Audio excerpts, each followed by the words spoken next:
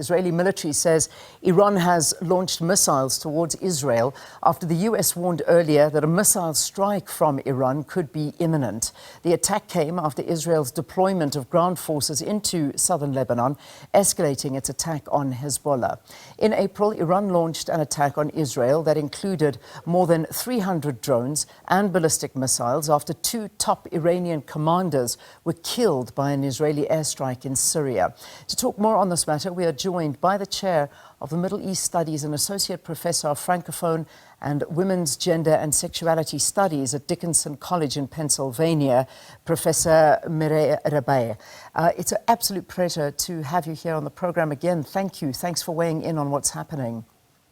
Thank you for having me. I appreciate it. So we saw last night the development. I mean, it's great to be able to speak to you once again, because we spoke on Monday where we saw what had happened over the weekend, and we saw Israel now going into southern Lebanon and even bombing parts of Beirut and more into the city. And we've seen 1 million people displaced now, killing the head of Hezbollah in Lebanon.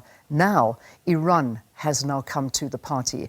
Was it expected that Iran would respond to the killing of the senior Hezbollah leaders?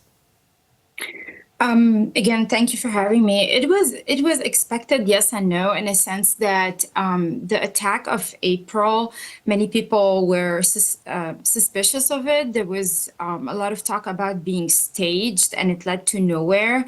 Especially that the ballistic missiles were intercepted by the Iron Dome, which is a sophisticated Israeli air defense system. So many people were speculating that Iran was going to stay on the sideline and fight Israel through Lebanese territory and by proxy. On the other hand, the tone of avenging Iranian top leaders or top leaders affiliated to Iran have been on the rise, and Iran certainly delivered. The reason behind this attack was to avenge 3 of its top leaders. One being the deputy commander for the Revolutionary Guard, Abbas Nil Furushar, Secretary General Hassan Nasrallah, and of course also the chairman, Hamas chairman, Ismail Haniyeh.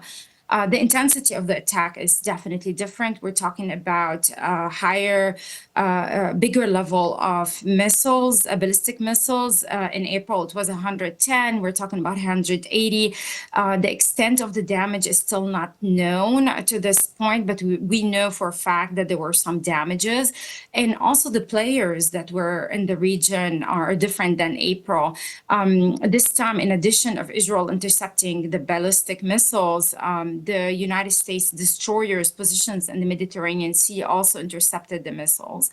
Round of condemnation from around the world, and the narrative surrounding the attacks differ, whether from the perspective of Iran versus the perspective of Israel and other global North powers.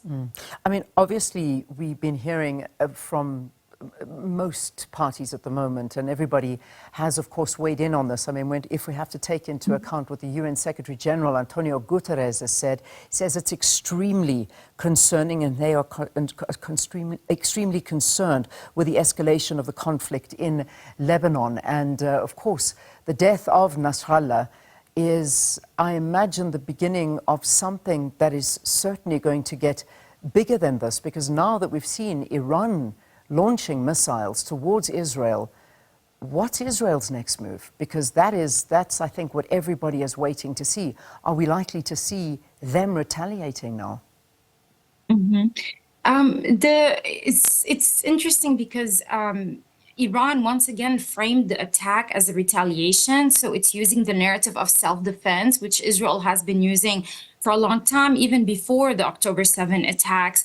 And about an hour ago, Iran announced the end of its retaliation on Israel. And so therefore, Iran is framing it in the context of a specific attack rather than an open act of aggression and war on Israel.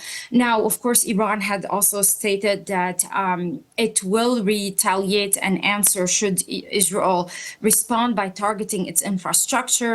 Israel is vowing to answer these attacks.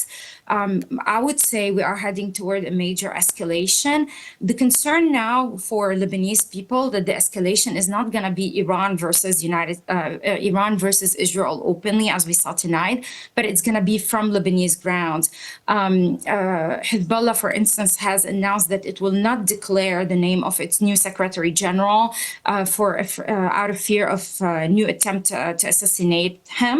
There is this illusion that Hezbollah went underground and is on the verge of dying, but reality is no one really knows the extent of Hezbollah's potential and its capacity of retaliation. So the threat is legitimate and real on all fronts. On the front of an international armed conflict between Iran and Israel, open armed conflict between two states, but also on the continuity and the intensity of a conflict between Israel and Hezbollah. We don't know where Hezbollah's capacities are. It's a bet for the time being. Yeah, and certainly, I mean, if we have to look and see what is happening at the moment, I mean, Israel strikes are still ongoing in Gaza. Please let me in on if the ground invasion is still growing in intensity in Lebanon as well, and now Iran. I mean, if we look at Israel, do they have the capacity to be fighting on three fronts? Perhaps more if we see other countries involved. And do you think we will get other countries involved in this? So a couple of things. Yes, the Iran-Israel, while for some people in the Middle East, it's supporting Gaza. I would say it's actually a distraction because right now the world is focusing on Iran-Israel, and Gaza is becoming a footnote. Right? Gaza is still ongoing. The slaughtering of Palestinians is still ongoing. The ground invasion in Lebanon is still ongoing. As a matter of fact, within the 2 hours ago, there were massive airstrikes on South Beirut, and it's expanding in South Beirut to other regions. There were evacuation orders to new buildings in South Beirut. And the airstrikes are continuing on the Bekaa Valley as well and South Lebanon. The problem is we don't know the extent of the damages in South Lebanon because many reporters are not able to make it to that region, but we know for a fact that the airstrikes are continuing. And, you know, as I said, Iran stepped into the game. However, for me, Iran expressed that it's a retaliation form for its three top commanders, but at this point, it's a distraction. Taken away from what's happening in Gaza. Yeah. The human losses are still piling up, both in Gaza and Lebanon. The economical losses are piling up. And the escalation is for sure certain to happen. And there's also just two more questions I want to get to, but obviously you're not a defense specialist here and an arms specialist, but certainly there are fears, and wherever you sort of look and read, the worry is the use of nuclear weapons, because that's certainly something that is a great worry. And also, if we see an attack from Israel's side into Iran, the potential of hitting nuclear sites or nuclear retaliation, I imagine this is a very great fear in this particular region. Absolutely, and I blanked on your question earlier about what other players we will have in the region. I want to answer that because it links to the idea of nuclear weapons as well. The concern right now is that if it continues escalating between states, the concern is that we will have other players that are openly in the field, such as the United States, but also Russia. Major countries condemned Iran's attack on Israel or retaliation, however we want to frame it. However, Russia sided with Iran and saying that Iran has the right to defend itself, and the aggression that Israel is continuing on the Iranian people and so on is unacceptable. Now, this feeds into the narrative of possibility of using nuclear weapons. Israel has nuclear weapons, Iran has nuclear weapons, and I would say this is the bargain chip that is being used right now in the negotiation with the United States. So yes, the fear is legitimate, the fear is definitely there, but also in terms of who's paying the price of the nuclear threat is the civilians and the caught in the mix, and the negotiation of the nuclear weapon that Iran holds is happening on the backs of the civilians who are caught in the mix.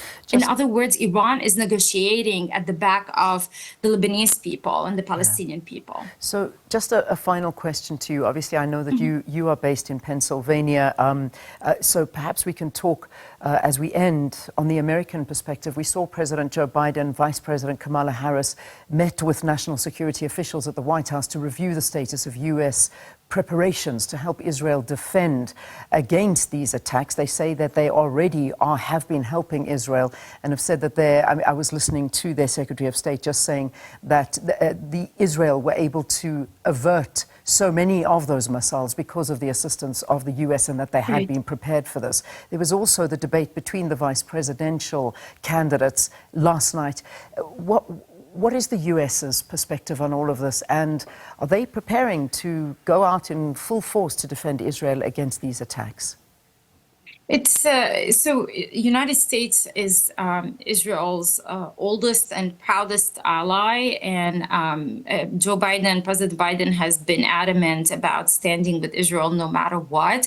Even at the cost of fueling the war in the Middle East. For the past year, we've been hearing State Department Anthony Blinken, I'm blanking on his title, Anthony Blinken talk about ceasefire, humanitarian aid, but at the same time, full support for the state of Israel. And it's meaningless at this point. It's a kind of empty words for the United States to be leading any negotiations and diplomatic efforts in the region. As to the concrete support on the ground, we know for a fact that the United States has its destroyers in the Mediterranean and will not hesitate to engage in any military action to support Israel. And as a matter of fact, the suspicion is that Israel is trying to drag the United States into an open war with Iran. The political analysis today is that the United States is caught in the crossfire as well, because on the one hand, it wants no doubt to support Israel in the region. On the other hand, it's very cautious about entering a lengthy war in the Middle East, especially that we are heading toward presidential elections. Many Americans have expressed repeatedly their stand about what's happening in Gaza and how horrified they are by Biden's policy in Gaza. And as a matter of fact, the poll reflected that, which is why President Biden dropped from the presidential race. And we have now VP Kamala Harris as the formal candidate for the DNC. So yes, the United States is ready to step in. It is real, it is legitimate, but there is definite certain hesitation because it's not in the interest of the United States politically to step in, especially that many Americans are opposed to a lengthy war in the Middle East. All right, we leave it there. Thank you. Thanks, Professor Mireille Rebeiz, the chair of the Middle East Studies and associate professor of Francophone and Women's Gender and Sexuality Studies at Dickinson College in Pennsylvania, speaking to us about these developments in Israel. And we saw Iran launching a missile attack at Israel, and of course weighing in on what's still happening in Lebanon and in Palestine, Gaza as well.